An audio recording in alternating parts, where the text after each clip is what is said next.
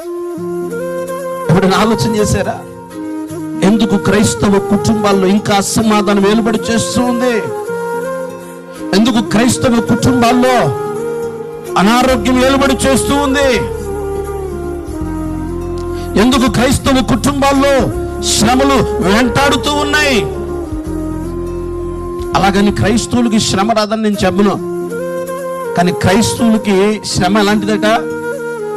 అమ్మా, ఐగుప్తు ధనము అనుభవించుట కంటే దేవుని పిల్లలతో ఆమేన్ హల్లెలూయా హల్లెలూయా, దేవుని ఎరిగిన వారికి, దేవుని నమ్మిన వారికి శ్రమలు రావని కాదు, కానీ శ్రమ కూడా ఆశీర్వాదమును తలంచి చిరునవ్వు పెట్టుకునే ముఖంతో ప్రభు ఎదుట కనబడేవాడు క్రైస్తవుడు.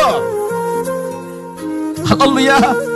శరీరము కుళ్ళు కుషించిపోయినా, బాహ్య పురుషుడు కుషించిపోయినా, అంతరంగ పురుషుడు రోజు రోజుకి బలము పొందుకునేదే క్రైస్తవ భక్తి జీవితం. కృంగిపోయేది కాదు క్రైస్తవ జీవితం. ఓడిపోయానని మొళ్ళు కూర్చునేది కాదు క్రైస్తవ జీవితం.